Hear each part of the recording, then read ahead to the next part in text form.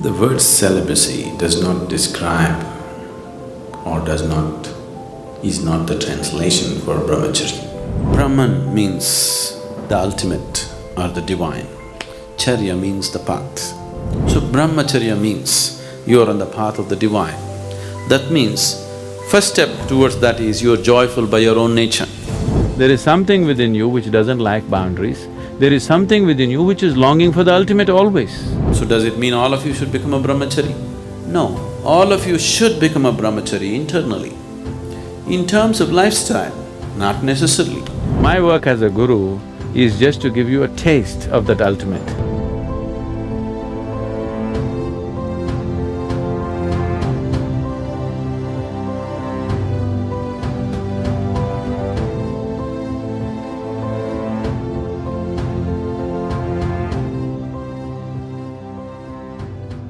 The word celibacy does not describe or is not the translation for Brahmacharya. Brahmacharya means, Brahman means the ultimate, Charya means the path. You're on the path of the ultimate, that is Brahmacharya.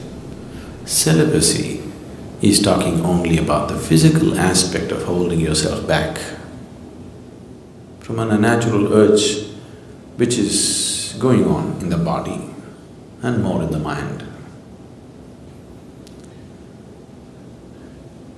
So celibacy is not the right thing to say when we say Brahmacharya. What it means is, you are working to organize your energies in such a way that your joy, your love, everything that you need is within yourself. You have enough experience in life to know that nobody, however dear they may be, is 24 hours reliable. Isn't it so? Yes? Yes or no? Yes. All of you have enough experience in life to know that, isn't it? However dear and wonderful they are, nobody in the world is reliable 24 hours of the time to maintain your love and joy, isn't it so? Yes. Have you realized that or are you still hoping? So it's out of this wisdom, because if one wants to really know higher dimensions of life, one thing that is necessary is that within you there is a constant sense of peacefulness and joyfulness. If this is not there, then you will go after something. If you don't feel steadily peaceful and joyful, then you will do compulsive activity of trying to be happy. So, a brahmachari is somebody who is trying to organize his energies in such a way that to be peaceful and joyful is all his own. He is not going to lean on anybody for that. Have all the brahmacharis reached there? That's not the point. They're working towards it. They need support, they need atmosphere to make that happen for themselves. It's not a small task that they have taken up. If once a human being's way has become like this, that his peace, his love, his joy is not dependent on anybody, he has the necessary background to spring up to another dimension. If this is not there, he will naturally get entangled in compulsive activity. So Brahmacharya on one level fundamentally means to move from being a compulsive human being to a conscious human being. You may decorate your compulsiveness with all kinds of romance around it, but do you see it's a compulsive behavior? Yes? It is not a conscious behavior. You may have the whole world with you, it doesn't matter, but it is a compulsive behavior. You can write poems about it, you can write great stories about it, you can make movies about it, but fundamentally it's a compulsive behavior which you're trying to clothe in so many beautiful clothes just to not face the reality. I'm not trying to take all the romance out of your life, okay?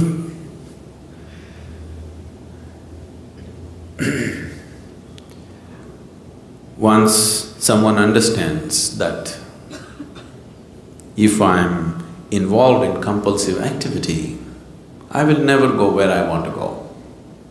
Isn't it so? Yes?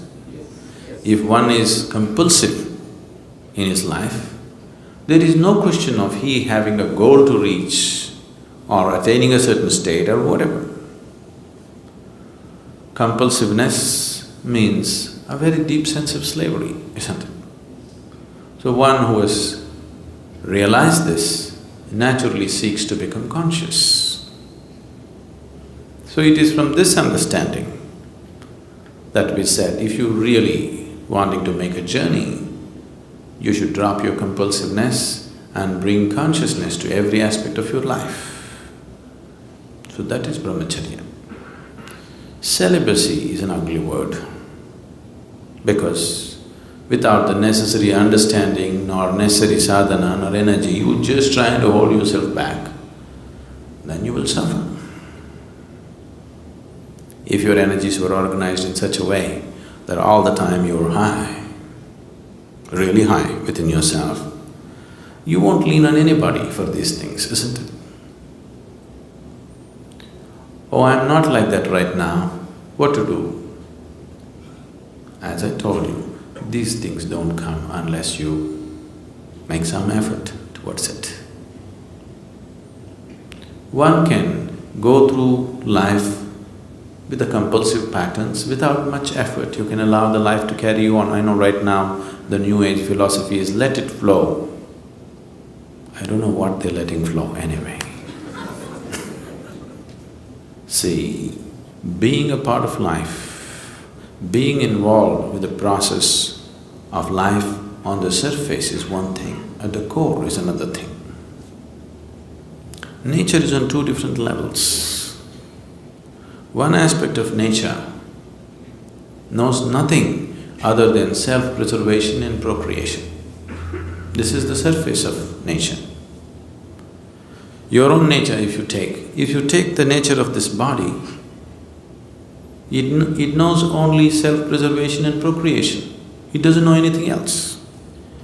So if you go by your physical nature, naturally this is all that you will do. Survival and procreation. Eating, sleeping, reproducing, dying. That's all that will happen if you go by the ways of the body. But at the same time, there is another nature within you which is longing to expand. If you give it the whole existence, it'll gobble up and still be hungry. Yes? Do you have that or not? If you feed the whole existence to this one, it'll gobble up everything and still be hungry for more. So there is another dimension of nature within you which wants to expand in an unbounded way. Which one do you give into is subject to who you are. If you give into the physical nature, all you will know is just this. If you give in to the inner nature, which wants to become boundless, then the life is different. So if you have given in, or if you have seen the ways of the inner nature are far beyond the ways of the physical nature, naturally you will choose to create a situation in your life that is conducive for that. It is from this understanding that Brahmacharya or sannyasa became a part of spiritual process.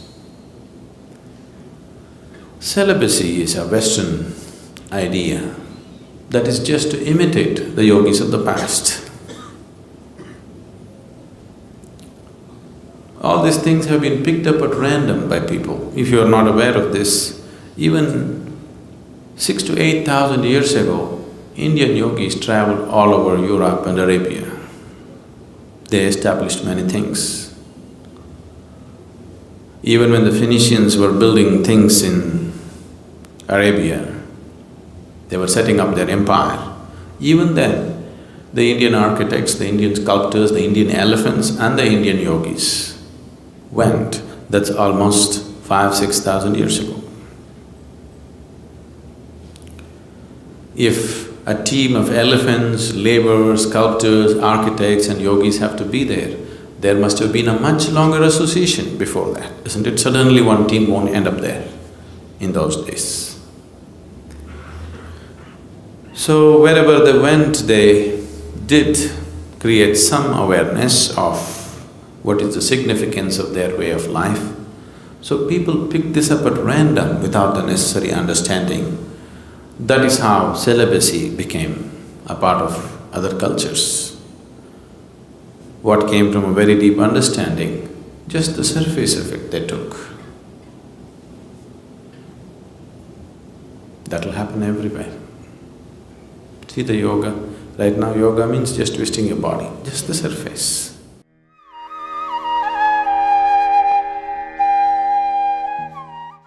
One thing is, it's good for the nation's population. I'm just listing the benefits. Why Brahmacharya? What is Brahmacharya first? Brahman means the ultimate or the divine. Charya means the path. One who is on the path of the ultimate or one who is on the path of the divine is a Brahmachari. One who is on the path of the divine means see, after all, everybody is in search of joyfulness, isn't it? Knowingly or unknowingly. Yes or no? Yes. Yes.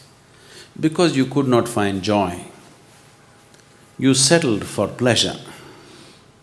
Pleasure is not joy. Pleasure is just a shadow of joy. It's beautiful, but it's very limited.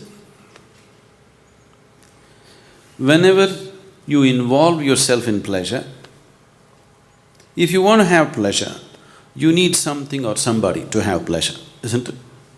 Yes? The deeper you go into pleasure, the deeper your bondage with this something or somebody. Yes? Suppose this something or somebody is taken away from you, you will be broken. Isn't it so? If you have a very deep involvement with pleasure, that something or somebody which gives you pleasure, if it's taken away from you, aren't you broken? So, your existence becomes that of huge bondage. Bondage is not something that any human being enjoys. There is something within you which is always wanting to be free from all bondage, isn't it? But if you become a pleasure seeker, naturally you're setting up limitations in such a pleasant way that you cannot transcend it. Unpleasant limitations, you can break them. Pleasant limitations, you cannot break them, isn't it? Lot of your shackles, you have gold-plated them and you're wearing them like ornaments, aren't you? Yes. Your limitations, you're celebrating your limitations. Once you start celebrating your limitations, then there is no way to become free of that. So Brahmacharya means you're on the path of the divine. That means, first step towards that is you're joyful by your own nature. Whenever you're very happy, you're joyful, have you noticed you don't seem to need anything? Yes? On a particular day you're very happy. If you don't eat, if you don't sleep, it doesn't matter. Is that so? You're unhappy, then everything has to be perfect, you complain about everything in the world. Isn't it so? When you're really joyful, just see, it sets you free. When you're unhappy, everything is important, everything has to be in a particular way. For everything you will complain. Unhappy people are always complaining. Happy people are always easy to work with, easy to be with, because nothing matters when you're happy. Everything is flexible. Which is freedom? Joy is freedom or pleasure is freedom? Joy is obviously freedom, isn't it?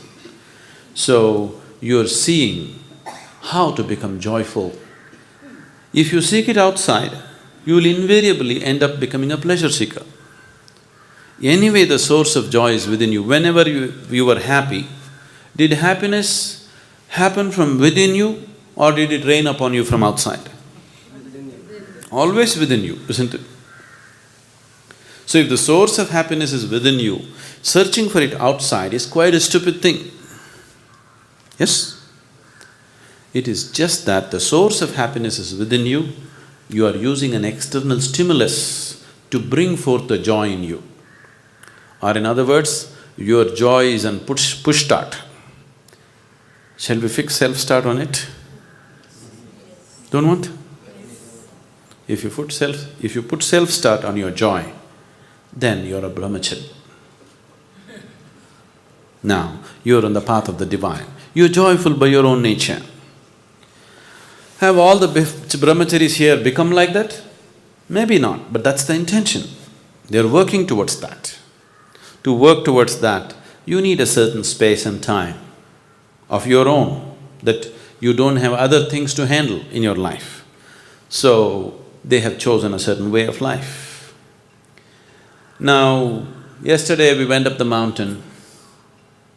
Just carrying your own body weight and reaching there, many of you, your legs are trembling, isn't it? Suppose you want to carry 4 people on your shoulders and walk up the mountain, how many of you would make it? Most of you would not make it, isn't it? So that's why Brahmacharya. You understand? You are planning to climb a big peak.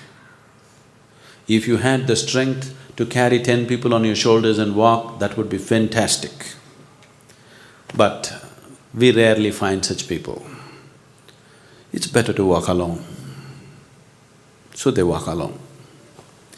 Now, your problem is that by the time you became 14, your intelligence got hijacked by your hormones so much, you can't understand or you cannot accept how somebody can be free from it. Somebody can just sit here and be happy, they don't have to get married, they don't have to run behind the opposite sex, they don't have to do this or that. They're just happy doing simple things in their life, more joyful than you, more intense than you. So does it mean all of you should become a brahmachari? No, all of you should become a brahmachari internally. In terms of lifestyle, not necessarily. Brahmacharya does not mean just celibacy, okay? That is just one of the aspects that have been taken up as a supportive system to become a brahmachari. Brahmacharya means you are walking the path of the divine, that you are ecstatic by your own nature. You can be married and still be a brahmachari. It is possible. Because you are joyful by your own nature, you are not trying to extract joy from your husband or wife. You are joyful by your own nature. This is how it should be. The whole world should be brahmachari, isn't it? Everybody should be joyful by their own nature. If 2 people come together, it should be more a sharing of joy, not extracting joy from each other, isn't it? So those who have decided that they don't want to extract anything from anybody, they want to source their own inner joy, they have taken Brahmacharya. And why a certain order has been set up? They have been taken up not just for their realization. If it's just their realization, we can take care of in so many ways. How many of you eaten mangoes? You eaten mangoes? You ate mangoes? No? How many of you have planted mango trees? See, just 10 people have planted mango trees, but everybody has eaten mangoes. It's only because constantly in every generation, those 10 people are planting mango trees, everybody else is eating, isn't it? So, to carry on the spiritual path in its integrity, brahmacharis are needed. Brahmacharis means we are keeping them in such a way that their energies are loose, malleable, we can make anything out of them. Just anything out of them.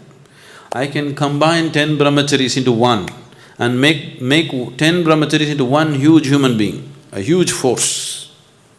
We have kept their energies loose, no personality. Whichever way you bend, they will become that way. See, if we take analogies, you are like a pot, you are a karmic pot. A certain karmas, certain influences have molded you into a certain shape, yes? Now you become a certain type of person. With the process of living, when you were a child it was little more malleable, when you were a youth it got little rigid, by the time you're a full adult it's totally rigid.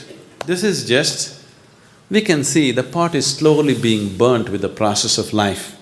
Now by the time you're reasonably old, it is totally rigid shape. If you do anything else with it, it'll break. See, now there's a burnt pot here. If you try to change the shape of this pot, it'll only break into pieces, isn't it? But when it was unburnt, very easily you could mold it into anything. You made 10 unburnt pots. Tomorrow if you don't like it, you can put all of them together and make one big pot, isn't it? Now, we are unburning people. We are unburning them into that state where they're very malleable. We can give them any shape, any form. So brahmacharis are working towards that. It's a huge sadhana. It is not just… like other systems in the world are doing this, just they take a vow of celibacy. This is not like that. There is a whole system of what they're doing with their energies. There is a whole lot of work that's being done internally. This is just a small part of it. What you see as they being unmarried is just a small part of it. The rest of it is very internal. And people who are willing to dedicate themselves for others' well-being are needed in the society. At any time, if there is nobody in the society who is thinking about others' well-being, that society is heading for ruin, definitely. That's what has happened to this society right now. There are very few people thinking of everybody's well-being. Others are all, what about me, what about me, what about me? If a certain percentage of people are thinking beyond their own well-being, only then a society will remain sane and stable. Otherwise, societies will just go for ruin. Is it not important? There are few people who are not thinking about their own well-being, their own life, they're seeing how to make it happen for somebody else. So brahmacharis are an investment for future, to keep spirituality in its pristine purity and to transmit it from generation to generation. A small core group of people are needed. Everybody need not take that thing, nor will we take everybody.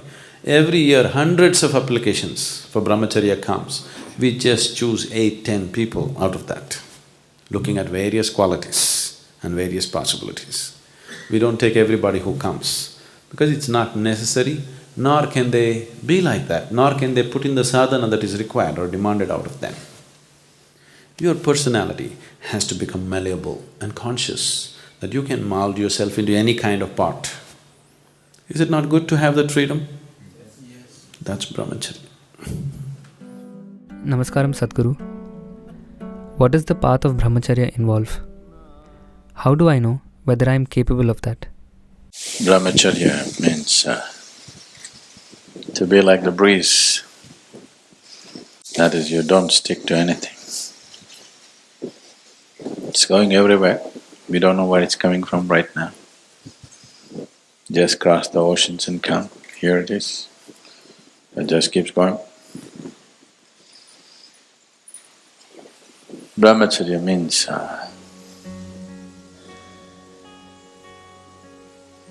simply just being life. Just to live the way you were born. Alone. Even if your mother happened to bear twins, you still were born alone. In a very close association with the Divine. Just to live like that. Brahmacharya is not a great step. Just to exist as life is. Marriage is a great step. You're trying to do something very big. At least people believe so. Brahmacharya means you did nothing. You allowed your life to happen, just the Creator made you. You don't make anything out of it. To be on the path of Brahman or the Creator, just to be His way, not your way. Marriage, you get married thinking it's going to be your way, but it's going to be somebody else's way.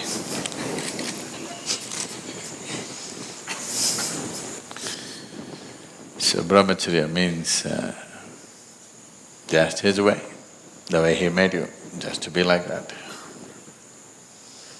no step. If you don't do anything, you're a brahmachari. But there is sadhana, there is other disciplines. What is that about? That is just to help you to stay like that, because once you picked up material from this planet,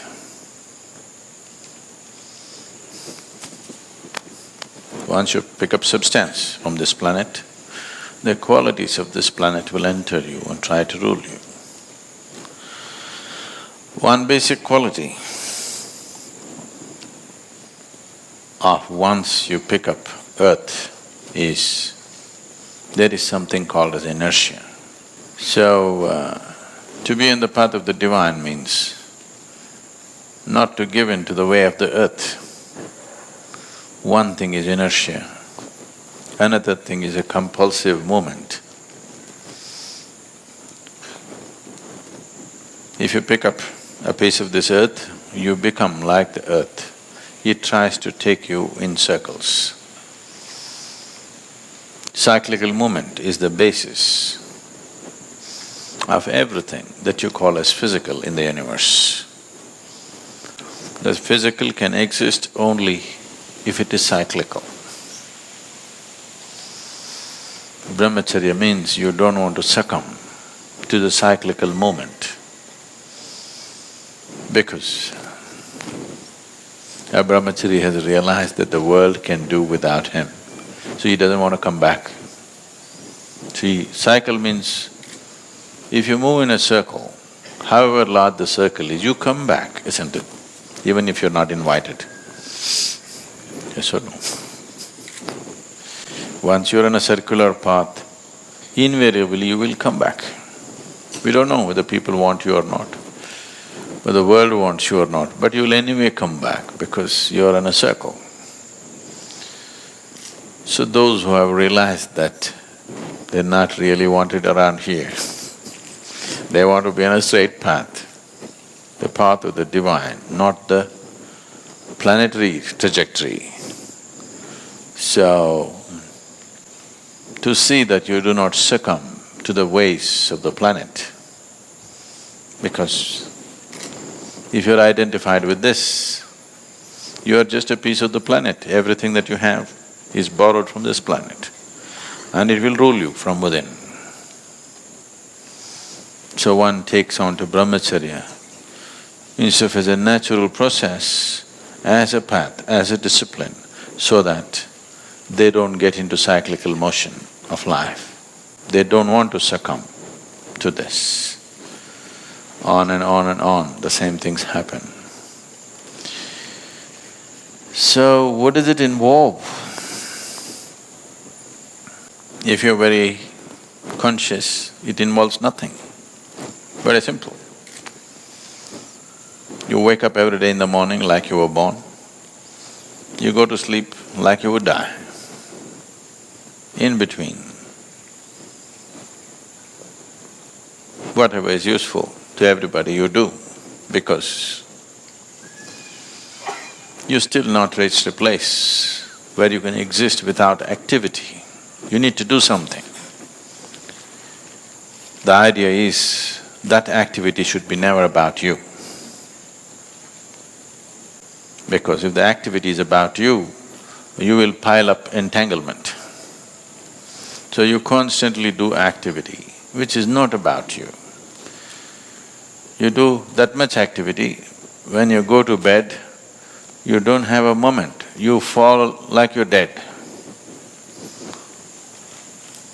When you wake up, before the birds get busy, rest will be taken care of by grace. Need not do too much because we invest a certain amount of energy to manufacture a brahmachari. Actually, it shouldn't be necessary. If they simply didn't do anything, they would be there. But the ways of the earth rule from within, because after all, you can't keep your body down. It has memory. It's a huge karmic pile So it has its tendencies. To go beyond these tendencies, which are not natural to your being, but it is like… because this vehicle tends to go like this. Suppose you are driving a car and it has a little alignment problem, it keeps pulling like that. You have to straighten it, otherwise it'll go. This is just like that. This has an alignment problem. It always wants to go like this. Once it bends, it's just a question of time before it completes the circle.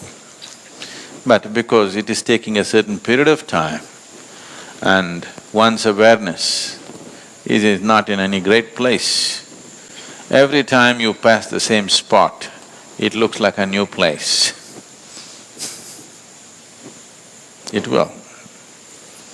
If you sat here in the afternoon, the same place where you're sitting, the whole place would look different if it's sunny and in a different way. Now you sit, it looks different. Come at 12 in the night and sit down, it looks different. So you think you come to a different place every time. But no, it's just a question of time, season and short memory. Because of a certain mathematic involved in the movement of the planet, generally your cycles are little over 12 years. Same spot you keep hitting. Most people don't even realize. It's not lifetime to lifetime, that is also there. But within this life, every 12.5 years you're going through a cycle. Most people never even notice it, that the same things are happening. Most people. 99.9% of the people don't notice. Very few people notice the same situations and both physiological, psychological and outside situations, similar things are coming by. If you're little hyper, it will come every 6 years. If you're little more hyper, it'll come every 3 years. Much more hyper, it'll come once in 18 months. Much more hyper, it'll come once in 3 months. If it comes below 3 months, you shouldn't be here, you should be in a mental asylum. Yes, if your cycles are less than 3 months, for sure, you're dangerous for yourself and everybody around you. You should be in an asylum. Because your cycles are so short, you will become volatile, dangerously volatile. So, whether you're doing a 12-year cycle or you're doing a 3-month cycle, it's just the difference is only a question of percentages of madness, isn't it? If you're doing 3 months, everybody can see that you're mad. If you're doing 12-year cycles, people don't make out, but you know. If you're sincere, you know you're crazy. If you're straight with yourself, you clearly know you're crazy. Only thing is, because it's 12.5 years or so, you can fool the world that you're okay. If… I want you to, all of you to look at this. Sincerely look at yourself. Don't worry about the social impact. You don't have to admit it to anybody. Okay, within yourself, aren't you quite insane? Don't have to say anything. You don't have to admit it in front of people. But I want you to sincerely look at this. If you're sincere and straight about yourself, you know you're quite off. If you've admitted this to yourself, you want to fix it. But you have become so much of a social being, how you are doesn't matter, how you look is all that matters to you. Then you can go on. Many lifetimes you can go on. How you are matters to you, your being has become very important for you, not what somebody thinks about you. It is not another person's opinion which is crafting your life. It is the nature of your being. If that happens, you will naturally be on the path of the divine. You will want to be there. There is no other way. Sadhguru, that's very powerful inside. I just walked inside into the space where all the brahmacharis are chanting, there's something special about their chants. It kind of hits you right here. It's kind of energizing and power. So, what's a brahmachari? I mean, we understand in Hinduism, brahmachari means denial, and you often said it's not about denial, it's about gaining something without denying it. So tell me about it. And I have to say, they're both men and women in there. It's not like, they're not like monks, that all the women have been put up in a nunnery and the monks are in some monastery. They're all there. For example, somebody is out to climb Mount Everest, okay? He prepares for years, probably for a lifetime he prepares, and then he is in the harshest of climate, denying himself every pleasure of life, of comfort, of family, of society, everything that normally people want to have, he denies himself all that to climb the mountain. But do you really believe he's denying himself? Or is he making another possibility which you can never imagine real in his life? So that's Brahmacharya. The word Brahmacharya literally means, Brahman means the ultimate, Charya means the path. You are on the path of the ultimate. Or in other words, you are somebody who is not willing to settle for small things. So anybody who has created anything worthwhile in their lives have naturally denied themselves lot of simple pleasures other people are having. When you're making a film, maybe you're not eating well, maybe you're not sleeping well. Are you taking your afternoon nap, sitting with your wife, enjoying the siesta, having dinner with them, with your family? Are you doing all this? Everything you deny yourself because you want to create something, isn't it? Isn't that true with every man or woman who has created something worthwhile in their life? The same with Brahmacharya, they are on the path of the ultimate. Because of that, their attention is not diverted to other things that people think are valuable. So what's the ultimate? See here, if you look around, there's brick and stone, or rather mud and stone and trees and plants. This is creation. But now if you look at this, from the same soil this tree is coming, throwing out… right now there are no flowers, but it throws out wonderful fragrant flowers. From the same soil a mango tree will come and throw out mangoes.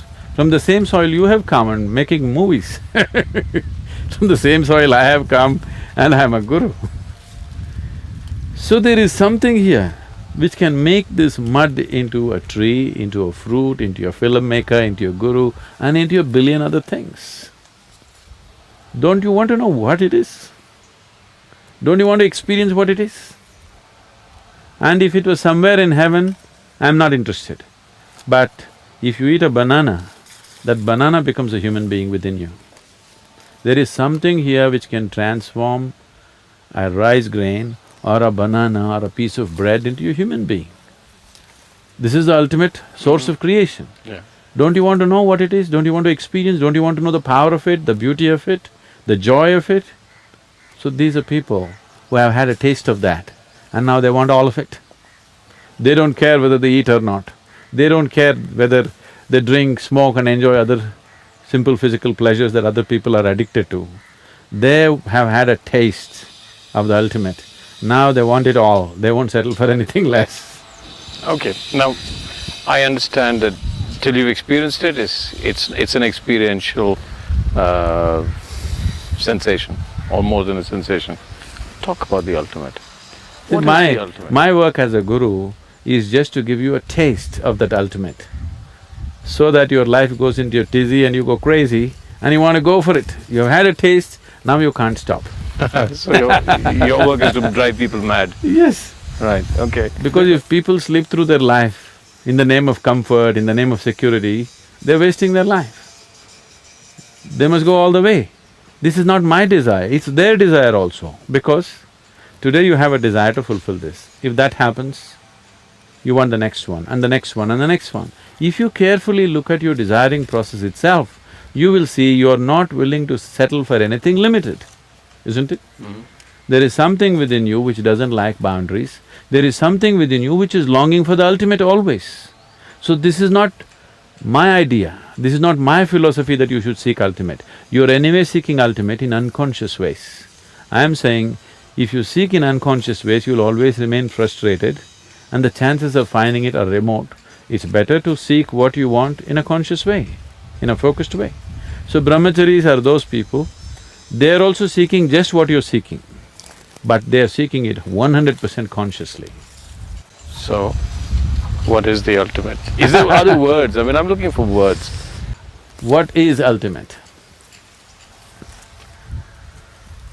See, whatever we look at, we can only look at the way you understand it right now, okay? If I say something which is not in your understanding, now I'll be compelling you to believe me or disbelieve me. I don't want to go into such obscenities. I think it's obscene to demand that you must believe me. Okay. So right now in your life, do you see that when you stand here, what you call as myself, actually you gathered over a period of time? Yeah. In terms of your mind, Yeah. it's a huge heap of impressions. In terms of your body, it is a heap of food that you have eaten. So you gathered this.